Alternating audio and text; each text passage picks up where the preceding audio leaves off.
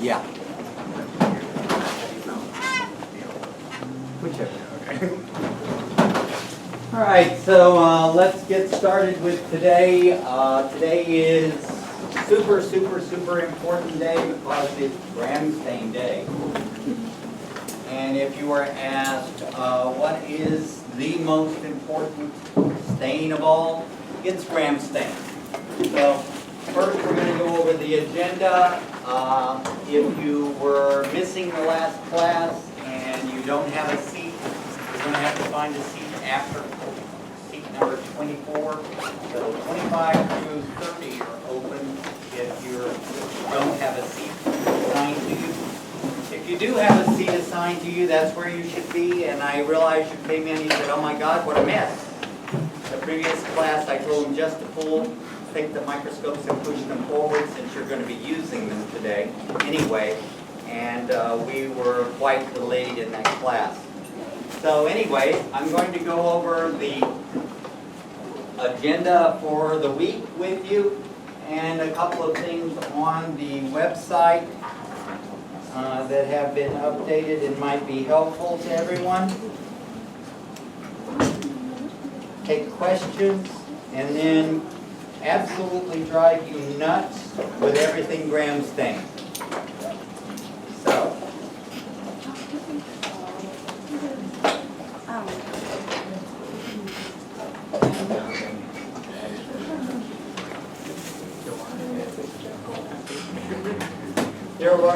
Everyone should have gotten an email with their grades on it. If you didn't get an email, you need to tell me in the next few minutes or once we go to lab so that I can make sure that I have your email correct. And I can also show you on my computer, what's recorded for you so far. At the end of class today, you will get back the Scantron and the essay.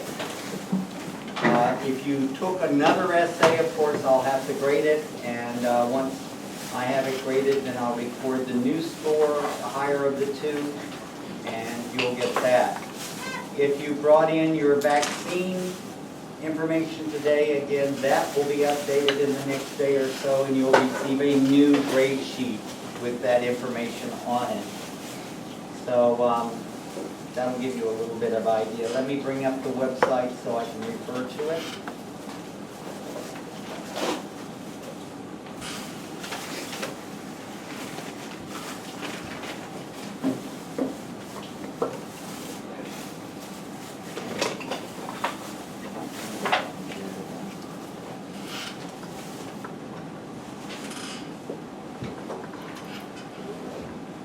All right, so let's get started on the agenda for tonight and this week.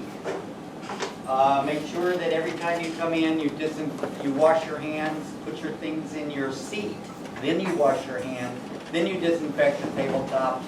It would be lovely if you disinfected all four of the people that are in your lab group. Remember, everybody that shares the table is a lab group. Every 2 people is a lab partners. Just to be nice, it'd be nice if it would be disinfected so if they came in after you, it would be ready for them.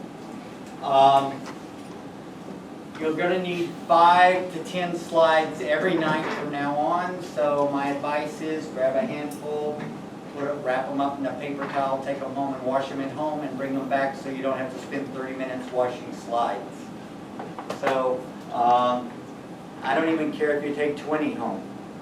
Just get them clean and bring them back clean so we don't have to waste time washing slides. We're going to review a few things on the gram stain, talk about it a little bit, and then we're going to have a little quiz on it to see if you did anything ahead of time on the gram stain. So you will have your very first pop quiz today.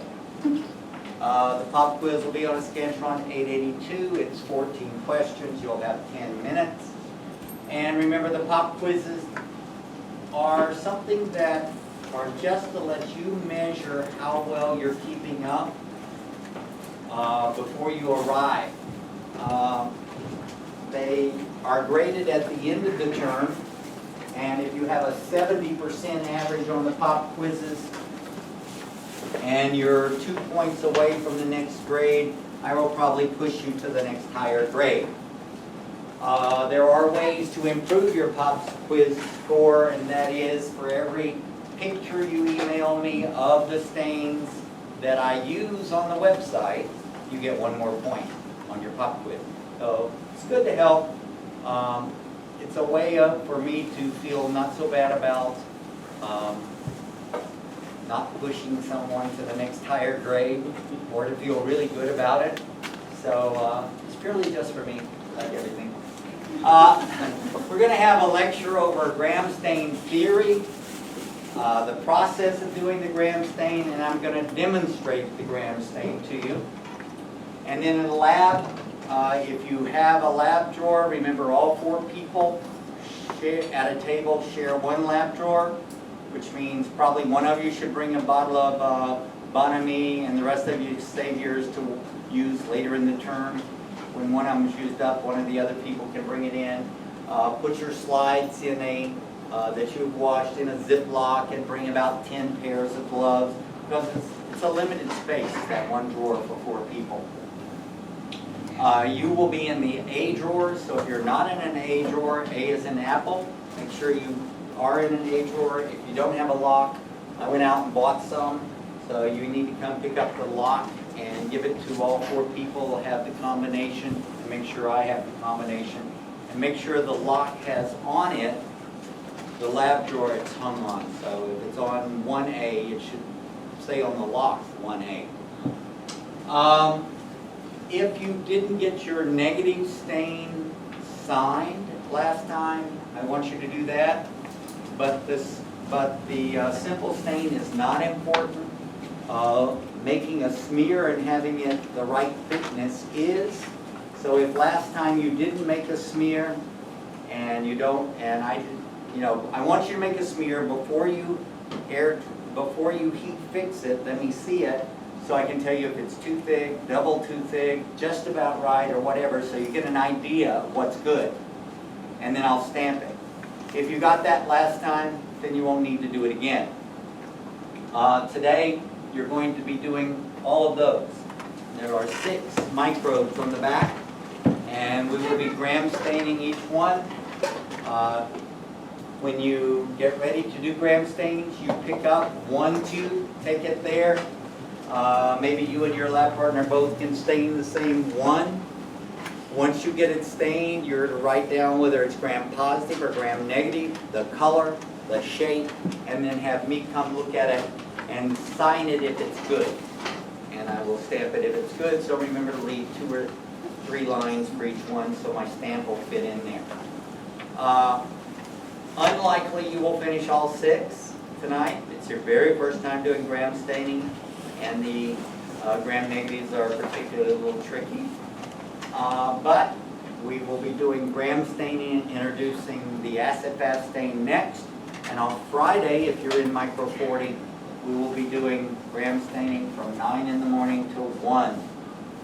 And the first Micro 40 instructor help is on gram staining, and if you get way ahead in gram staining, you're happy with the gram stain, I'm happy with the gram stain, God's happy with your gram stain, then you can start even doing a practice on the acid-fast stain. This is the only Micro 40 you can bring notes to. All the other Micro 40 staining sessions, the list of steps on your stain should be in your head stored. It has to be memorized after this Friday. This Friday you can bring your lab record book, get caught up on any labs that you didn't finish, any of those that you didn't finish, get the signatures, follow your card directions, whatever. But after this, the next Micro 40 practice, no notes, because the day after that practice is the test, and the test is from memory. So you're going to be doing, as the 7 that I have back there, we'll have more later for you to practice on. If you needed to take the essay over before you leave tonight, don't forget to complete the essay again. If you did poorly on it when you received your email. At 9 o'clock, I'm going to return your Scantron and your essay. And please go over the multiple choice. It's always terrible, the first multiple choice test anyone has from me, because they think, a lot of students think that they can sit here and absorb the information like an amoeba and not really have to go and practice any of the old test questions. Do you have a question? Any? No, It's all right? ignore me. Go ahead. All right. So you need to take the question sheets and your Scantron and find out what you missed on the first multiple choice test. 33 people flunked it out of 2 classes, so that's almost exactly half. And that is exactly the same every term. So it's not like it's something absurdly new. That's just the way it goes, because people have never practiced my old test questions, never seen that I have more than one answer is correct. It's like life, you know. Oh my God, your patient's dying. What do? There's not one answer. You have to assess the situation. You have to decide what to do. And so are the answers on my multiple choice like that. So you need to check over, and you also need to get to work on each new topic as we cover it. So we're going to be covering differential stains and gram stains. So any questions on the old lab practicals that have to do with gram staining, smear, simple stains, negative stain, capsule stains, or general rules of safety in lab, you should be looking up the answers and practicing with in your study group. So how to do that? Because October the 1st and 2nd is the first major exam. 2 weeks away. Major exam. What's going to be on it? 200 multiple choice questions. That's 1/3 of it. What are those multiple choice questions going to be made from? All of the stains, all of the smears, everything we do in lab, and lots of questions over the chapter notes on the microscope. There will be a few on the introductory notes just to make sure you still have some clue of what we're talking about, but no more than 5 or 6. What's the other third? I'm going to hand you a tube, just like this. And instead of having a name on it, it's going to have a number. And I'm going to hand it to you, and I'm going to say, make me 10 smears without chunking the auger in 15 minutes. And you're going to do that. Now, you don't have to air dry them and heat fix them. You just got to get the material on the slides in the water and spread it out. Then bring me the tube back to prove you're not a chunker. And of course, some of you didn't know that you can't memorize my stuff, and so you missed the question, what's the greatest sin in microbiology? You look for chunking. I used the word gouging. Means the same thing. So, can't memorize, gotta think. And if you'd ask me on the exam, what's gouging means? I mean, I'd say, well, it's like chunking out your eyes. Or gouging out your eyes. So, anyway, 1/3, 200 multiple choice. 1/3, I hand you a tube, you make 10 smears, and then you pick up one and do a gram stain, pick up another one, do an acetate, pick up another one, do an endospore stain. If they're all 3 perfect, you focus them under there, you raise your hand, and you say, I have tube number 21. I did a gram stain on it. My gram stain is purple, positive. Means it has a thick cell wall, and it's a rod. I'll look through there. If you have a white background, you have a purple rod, everything looks lovely, I give you 100% on that, and I'll say, do the endospore. And you say, oh, I just happen to have an endospore here too. And so, why do you need 10 smears? You might make a mistake and need to redo one. That's why we make 10. You're only going to need 3, but I hardly ever prepare for perfection. It never works for me.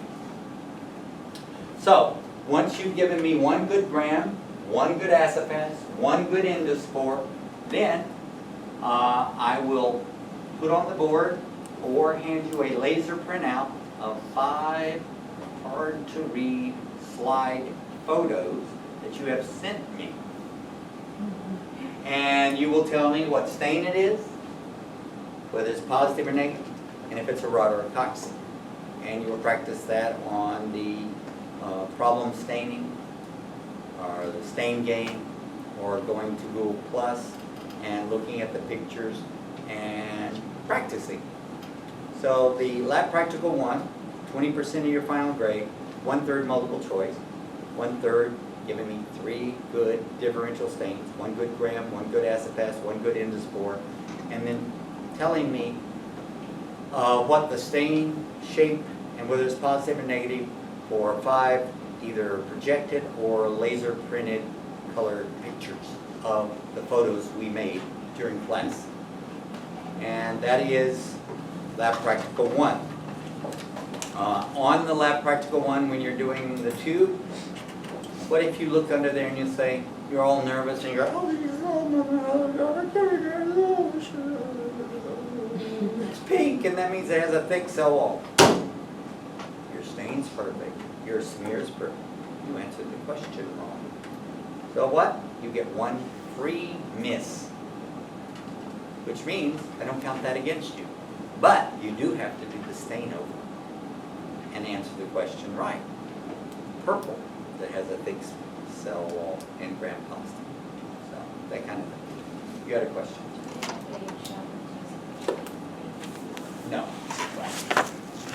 I might put one online to practice with. I'll put a couple of Lab Practical 1s and even practice Lab Practical 1s. So you have more questions than anyone on earth needs. Other questions about it? Okay, another annoying note, all procedure cards are due soon after Lab Practical 1. So those cards, remember there's a set online already that's C+, B-. Continue working on them. After we have Lab Practical 1, I will then say, okay, bring all your procedure cards in. Tell me which ones you've had problems with. I'm going to go over what you should have on them, and then we'll move on to the last set of cards in your lab manual.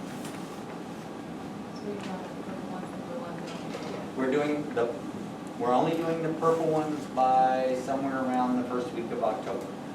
Then I will teach you how to do the blue ones, and you will do the other 25 or whatever it is. Okay, so questions about anything up there? Okay, next thing I'm going to do is tell you about this part of, I'm going to give you your test back today. How do you know what you missed and why you missed it? And if you did miss something, where to get the information? Because remember, how do I make up the final? I take the I take the most missed questions from each test, and that's what I make the exam from. So you need to go over the ones you missed and find out why.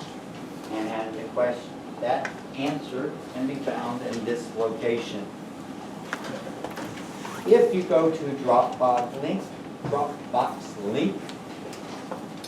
you will see up here exam question sheets, and you'll look through, and then it'll say Fall 2013 question sheets. Click there, and you will see the test you took. There's the questions. There's the other form of the same test with the questions. And then there is the Scantron with the correct answers if you can't read your Scantron with the correct answers.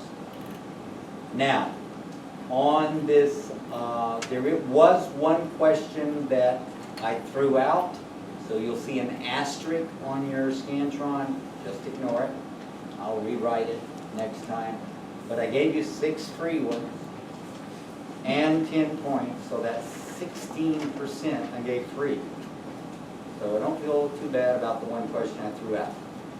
But if you do find some of these and you're going over them and you really just don't understand why, please bring it to my attention. How do you bring it to my attention? You go over and you go to the Google Plus. So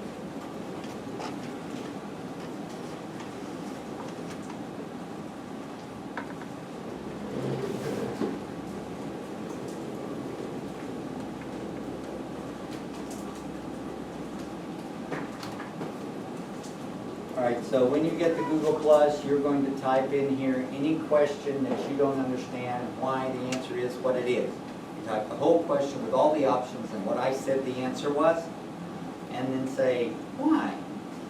Because I put this. And that way it goes to everybody at once, so I don't have to retype it 17 times. So on Google Plus, you get to see everything I put up there, and every once in a while, you know, they do put some of this crap under here, so we just click on it and mute the response. Because you know how they are, they're always putting something on there that you don't want. And you can just get rid of it by muting it. I don't know how to do it, but never mind. If you can't get into Google Plus by doing HicksMicro, just send me an email with your email address. I will add it. It will come back to you and ask you if you want to be added to my circles. All right, so any questions about how to find the question sheets and what to do about it?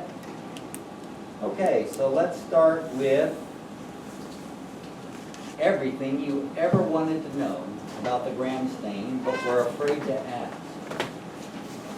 Or maybe all the things you didn't want to know about the gram stain and you just knew you had to come to class. Whichever.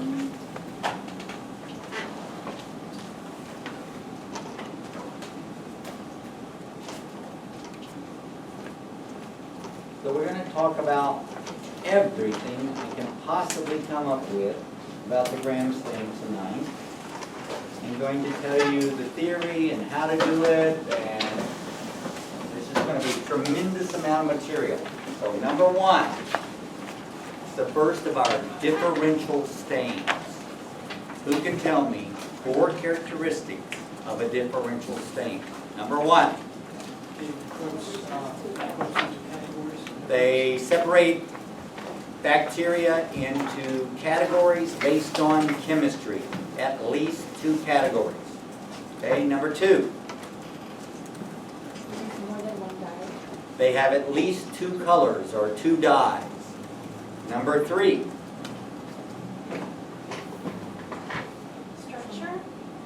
They tell you chemistry about something. They tell you structure or chemistry. Number 4. Is it decolorizer? Nope. They all have one standard characteristic. If the first color is the color you see at the end when you focus, it's positive.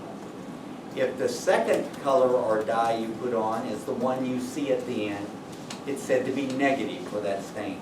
So all differential stains have a positive and a negative. So gram's a differential, so there's a gram positive and a gram negative. What does that mean? If the first color you put on is what's retained, it's gram positive. If the second color is what's put on is retained, it's gram negative. All right, so the gram stain, not terrific color here, but you should know that this is purpley blue. That's the positive, and sort of a faded pink is negative. And so we're going to start with those horrible little rhetorical questions that I love so much. And that is, what's the greatest sin in microbiology? Chunking or gouging the yogurt. Okay? What's the most important step in making a stain? No stain. A properly prepared smear. Okay? So the most important step in making a stain is a properly prepared smear. What's the most important step in making a smear? A properly washed slide. What's the second most important thing in making a smear? Or the second greatest error in making a smear? No? First biggest error in making a smear is not washing the slide right. What's the second? Too thick. Too thick. Smears are often too thick. All right. You had your first experience with a microscope last time, and most of you heard me say this, some of you didn't. And the rhetorical question was, what's the most common error in focusing a microscope? Failing to raise the condenser and opening it. Failing to open and raise the condenser. Or you might put it even more succinctly, failing to adjust the condenser properly. All right, the second most common error in focusing a microscope is failing to bring the stage all the way up before you start. It's got to be all the way up. Lots of people last time started with the stage down. So that means 2 weeks later, you'll get it focused. But you have to come all the way up. You have to move it that far up. Remember, it's very close to all the way up in focus. So if you start all the way up, you don't have much to turn. Let's see what else. All right, the first stain you put on is called the primary stain. And the second color you put on is called the secondary stain. Primary and secondary stain. There's another name for the secondary stain, and it can be called the counter stain. So remember, the first color you put on is called primary, and the second one you put on is called secondary or counter stain.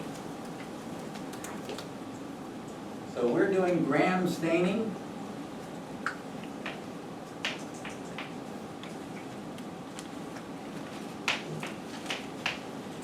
And what's the primary stain? Crystal violet. Crystal violet. And what color is crystal violet? Purple.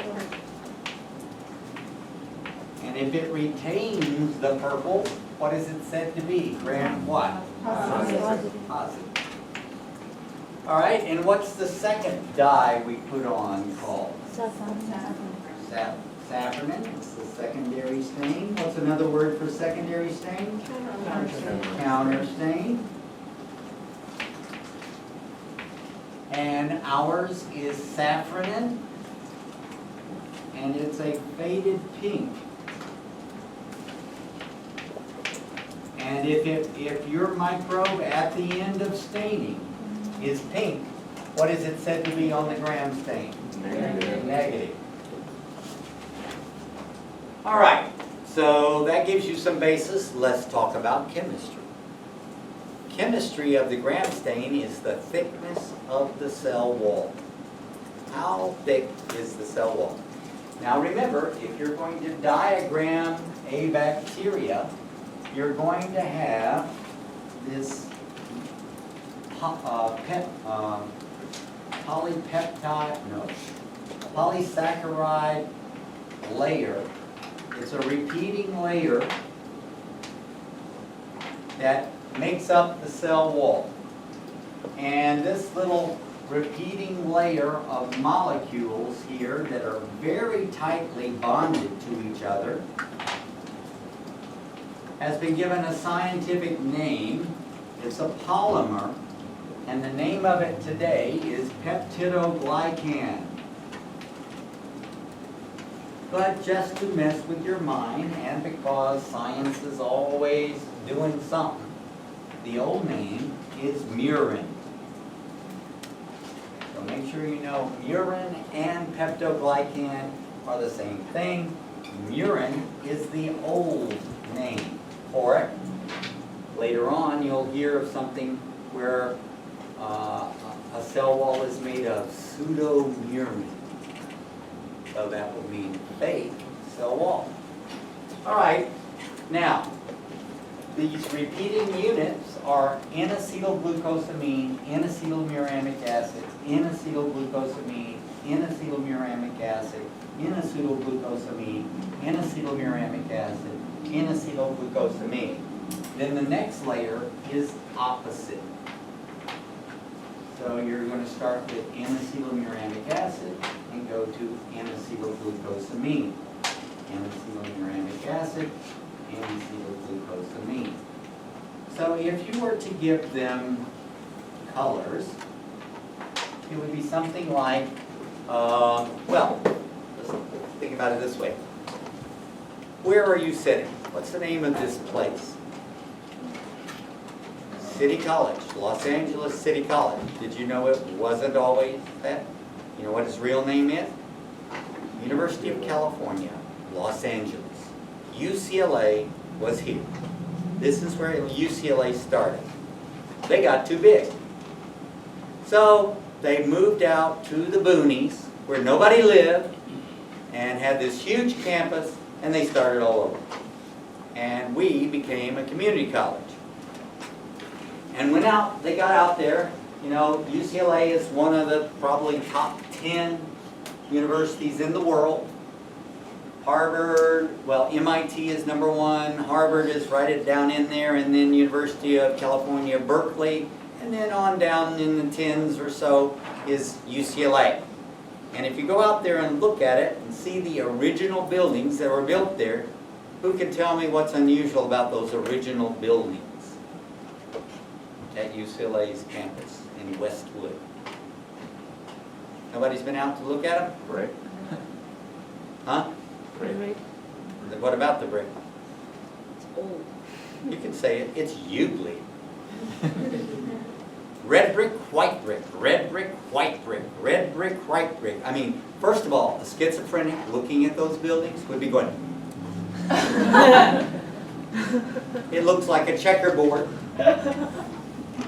People that are, you know, this close to going off the deep end could not look at those buildings very carefully, because it's red brick, white brick, red brick, white brick, red brick, white brick, and then there's a layer of red, and there's a layer of white, and a layer of red, and a layer of white, and there's oh my God, I can't bear to look at the buildings, it's too busy. But it's perfect to represent the cell wall of peptidoglycan. Red brick, white brick, red brick, white brick, red brick, white brick, white red, white red, white red, red white, red white, red white. And when you have bricks, what glues bricks together? Cement. What do you call that sometimes? Mortar. Mortar. Okay, so what glues these layers together is two sets of 4 polypeptides. Now, does that look like a solid wall to you? No, and it's not. The cell wall is not. Not what? It's not a wall. It's a misnomer. It's like, oh my goodness, you decide you have a new kid, you're all excited, you and your husband, you know, you and your wife, you're all tweaky and giddy, you got a new baby, and your neighbor, Caitlin. And then she gets to 1st grade, and there are 25 Caitlins. It was the popular name that year. Can you change your name? No, you just got to live with it. Same thing on cell wall. It's not a wall. It looks like a chain link fence. It is full of holes. It is completely porous. The only thing that's a barrier is what's beneath it. Beneath it is the plasma membrane. And it is much more of a barrier. It's a phospholipid bilayer. Yes, certain things can dissolve in and through, but it does basically control all that goes in and out of a cell. So what is the barrier, or which is most of the barrier of a cell? The plasma membrane or the cell wall? Membrane. The plasma membrane is more of a barrier. Sometimes called the cell membrane, but we don't like that because it's not solid. People think of cell membrane as something solid, and this one's partially dissolved on both sides. And this is the cell wall, and the cell wall, is it a solid wall? No, it's full of holes. So remember, it's a lot like a chain link fence. So here we have a dam break. And you've got 2 layers of chain link fence. How protected are you from the flood? Not at all. Maybe a couple of logs won't hit you. But the water's coming through, and it's going to wash your house away. Now what if I have 100 layers of chain link fence? It'll hold back a little of the flood, won't it? A little bit. So that's the big difference in the two kinds of cells. There's one that has 100 layers of peptidoglycan and one that has 2. The one that has 2, the peptidoglycan doesn't provide much protection or much barrier at all. The one that has 100, a little bit more, a little bit of osmotic ballooning outward is in control, but it doesn't do much. It's sort of like a straw hat. If I stand on top of this building and I get a brick and I say, come out the door, I'm going to drop a brick on your head. Would you rather have a straw hat or not? I'm still going to drop the brick on your head. So do you want the straw hat or not? Yeah, you're not going to get gouged and bleed to death. You're still going to have a concussion. But with a straw hat, you get a teeny bit of protection. Now, if you ran out in a thunderstorm with that straw hat, would your hair stay dry? Heck no, it's porous. So that's what the cell wall gives: a little bit of protection, prevents a little bit of ballooning of the plasma membrane when you're in osmotic imbalance, when the salt concentration isn't right. Gives it a little bit of protection, but it's not really good at anything. All right, the cell wall has these incredibly tightly bound molecules. These molecules are so tightly bound that they're not even considered individual molecules. This is called a polymer. A polymer is a compound made up of many molecules, but they are so tightly bound together that it acts as one molecule. So remember, peptidoglycan layer or murin layer is a polymer. It acts as one molecule even though it's a whole bunch of them together. And what makes it a polymer? Those bonds holding those molecules together are extremely strong. Just like wood. What is wood? Sugar. Bonded together with almost unbreakable bonds. How many of you can eat sugar? Anyone can eat sugar and get energy. How many of you can eat wood and get energy? Nobody. But a termite and a couple of bacteria that can digest gut bonds. So remember, the cell wall is a polymer. It acts as one. It's full of holes. The barrier is really the plasma membrane, not the cell wall. What does the cell wall give you? A little bit of protection. Just a little. But is it a porous or not? It is very porous. So, when you're looking at all bacteria, and there are about 40 genera of bacteria. Remember, one big category of bacteria that all have similar characteristics is called a genus. But many of them is not called a genuses. That's smart people. Many genuses is called genera. So there are about 40 major genera, major categories, major groupings that all have similar characteristics in bacteria. 40 genera. And they can be divided based on gram stain into those that have thick cell walls and those that have thin cell walls. However, 4 of them are exceptions. 2 of the genera of bacteria, somebody wanted to know which, ureaplasma and mycoplasma, don't have cell walls. So what's their gram stain? They don't have a gram stain. It's called no gram stain. It's like saying, oh, you're homeless. What's your house address that you own? I don't have a house. Then, oh, I'm homeless. All right? So there are 2 genera that don't have a cell wall, therefore they don't have a gram stain. And the answer when you try to gram them is no gram stain. It doesn't come up any color. What color are bacteria? colorless, Colorless. clear. And then there are two genera of bacteria. The ones I just told you, Mycoplasma and Ureaplasma.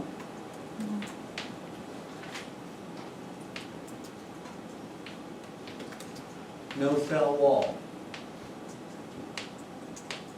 Then there is two that have a thin cell wall, but they got a big fat layer on them. And they're called Nocardia and Mycobacterium.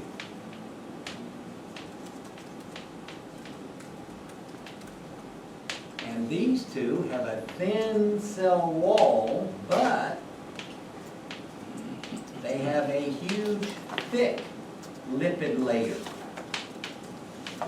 outside the cell wall.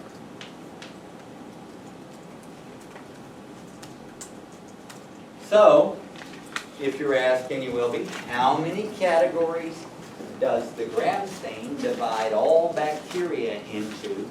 The answer is 4. Gram positive, gram negative, no gram stain, and the ones that stain illogically called gram variable. The ones that have a thin cell wall but don't stain like a thin cell wall, they stain gram variable on the positive side.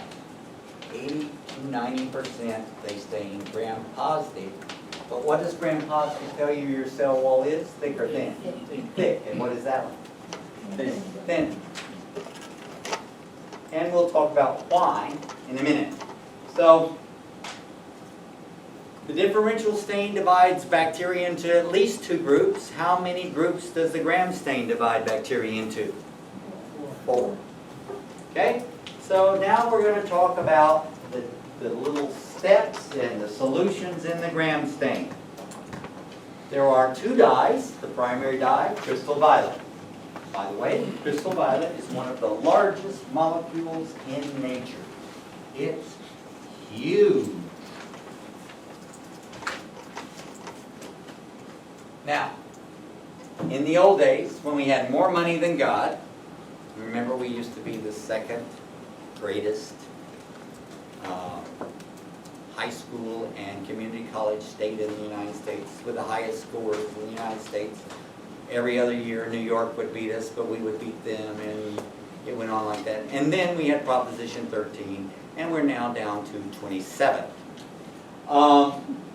When we had more money than God, and we ran lots of extra labs, and we had 18 weeks for every semester to get everything in and do a really good job, we used to prove to people that crystal violet was a huge molecule. Now, how would we prove that something's a huge molecule without looking at it? Which runs faster? Fat boys or skinny boys? Skinny boys run faster. So big molecules move fast or little ones? Little ones. So we used to take a drop of crystal violet and put it on an agar plate directly in the center. And then we would take a drop of iodine solution, which has a molecule this big, and put it on the same plate right next to it. Leave it overnight. The next day, iodine would have moved across the entire plate. You know how much the crystal violet would have moved? A millimeter. Could barely tell it moved at all. Fat people don't run fast. I know, I was 275 pounds. So, I could barely walk, much less run. All right, so that's the basis of the gram stain. Here's what happens. We'll go on just a little bit here. This next solution is iodine solution. It's a mordant. What word have we already talked about that's like mordant? Mortar. And what does mortar do? It holds things together. That's what the iodine solution does. It cross-links crystal violet molecules. It glues them together. Now, if crystal violet is huge, what is crystal violet iodide? giganticus. Remember, crystal violet's this big. You cross-link them, you get something that's gigantic. Moves faster or slower if it's gigantic. Even slower than slow. So that's important to know. All right, next, any alcohol is a decolorizer. So I say, blah, blah, blah, blah, alcohol. What does it do? You're going to say? Acid alcohol. Acetone alcohol. Ethanol. Vodka. Anything that's an alcohol is a decolorizer. What's that mean? It removes dyes. Removes dyes. Now, one of the things that's going to confuse you is you're going to say, I'll say, what does water do? And the answer is, it removes excess, but it doesn't remove the dye. It just washes off the excess. Anything that's not bound is washed off. So is water a decolorizer? No, it doesn't remove it. It just washes off, or remove, not remove, so what's another word for remove? Dilutes excess. All right, and then, so remember, now, there's only one thing, other thing I have to tell you here. We've had a really bad trouble with having a microbiology laboratory technician. 15 years ago, we got a really good one. He did a really good job. Then they passed that little resolution that said that the more students you teach and the more sections you have, then the more the school gets money. So instead of having 12 sections of micro, we moved up to 19, and we added 5 more sections of anatomy and 5 more sections of biology and 5 more sections of physiology, which made his workload 275%. At which point, they promised him that they would add another half-time person to help him. 15 years later, they didn't do it. They never did it. So he quit doing anything but coming to work. He would just come and he would sit there. And it's sort of like on strike, but here. So we had to get, I had to ask friends, I had to ask other micro teachers, other technicians from other agencies and other colleges around here to come in and help us just keep this place going, because we have a certain number of things we have to teach. And he wasn't doing anything.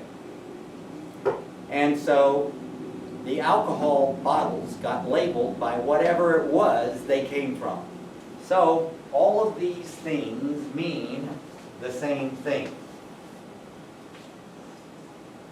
Alcohol means the grams alcohol. Grams alcohol means grams alcohol.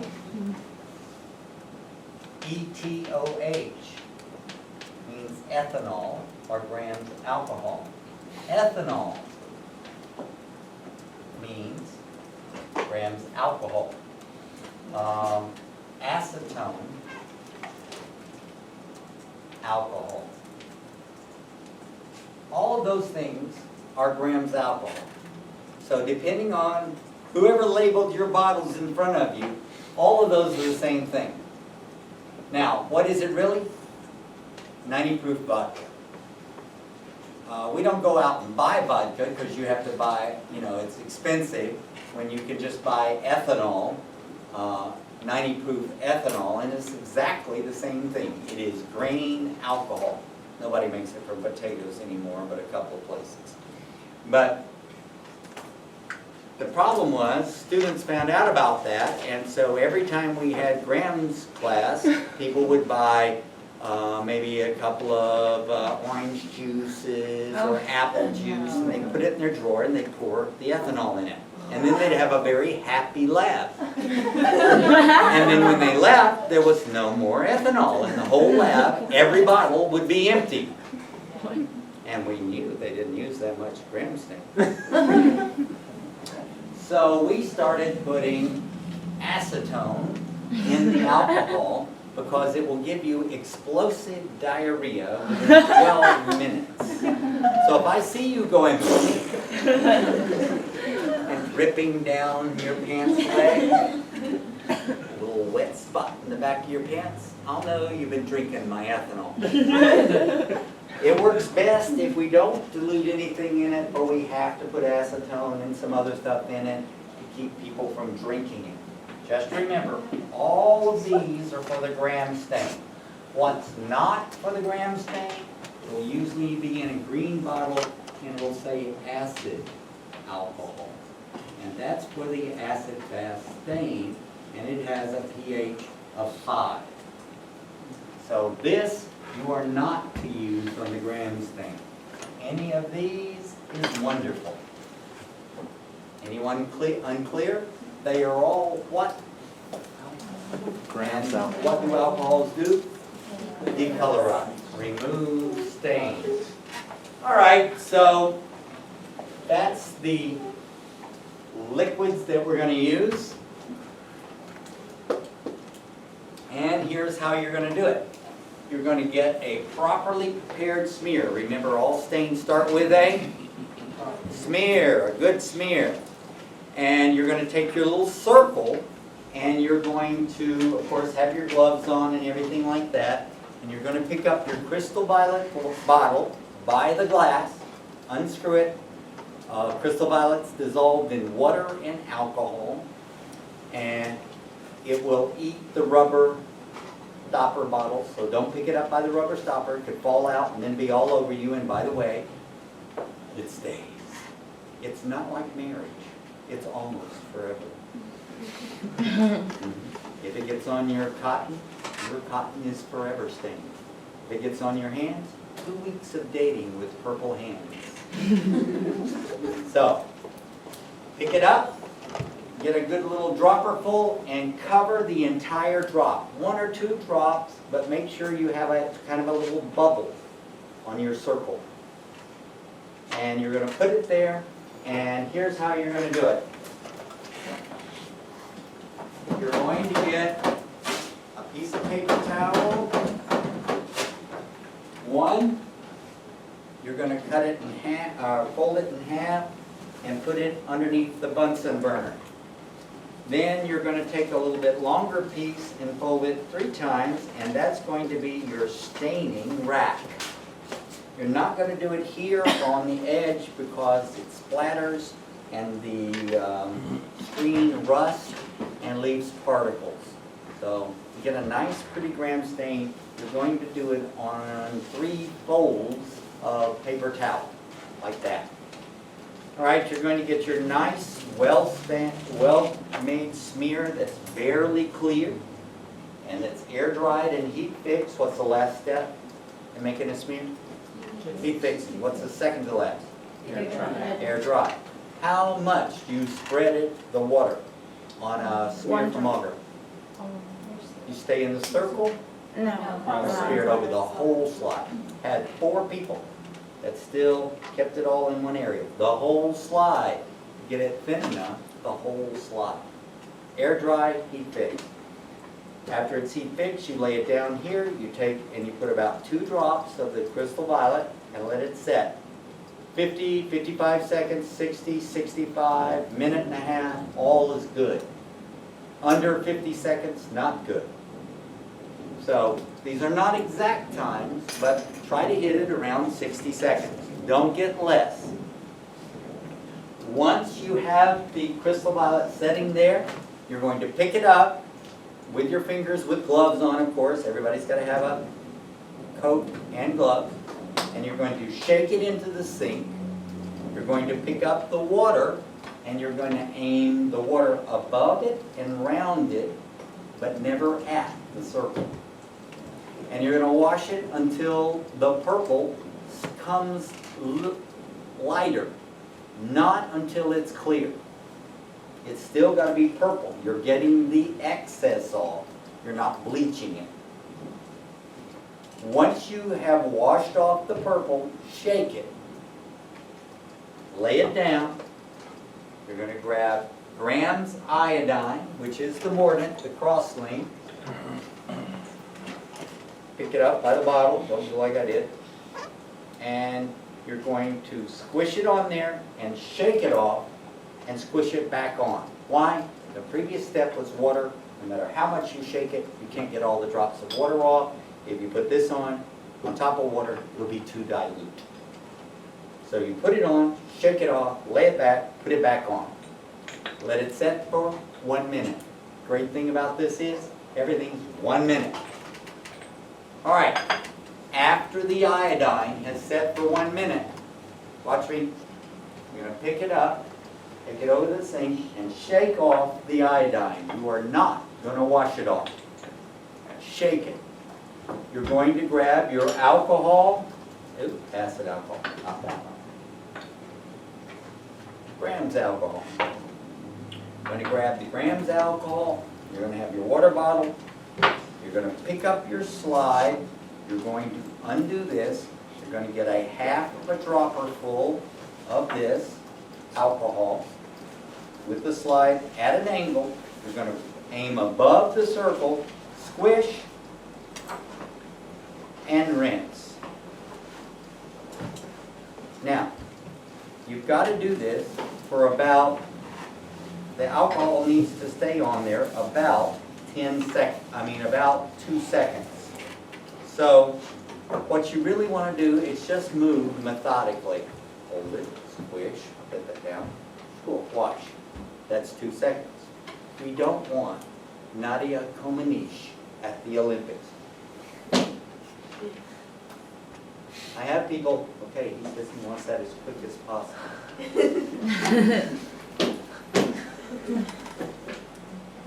That's too quick. Nor do we want, oh yeah, sure, what do you think? Yeah. That's 5, 10 seconds. You want 2. Talk about 1 and 2 is important in a moment. Shake off the water. Last step is saffronin.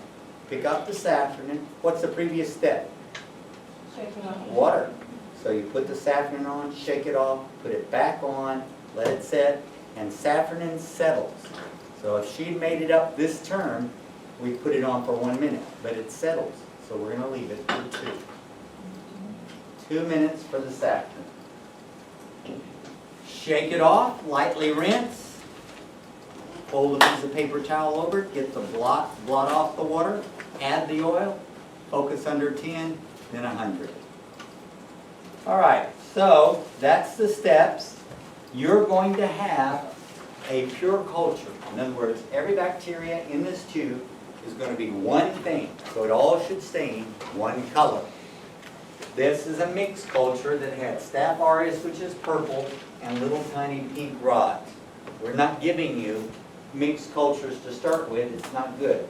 You want a pure culture so you get all the same thing. So next, we're going to talk about the why does it work. Why? All right, so here we have our peptidoglycan layer. Notice we have 2 sets of 4 amino acids that connect together the layers. This is called a tetrapeptide link. It's what holds the mortar together. Okay? Interesting thing about these is that only these 2 are L amino acids. The rest of them are D. You can tell me why that's important.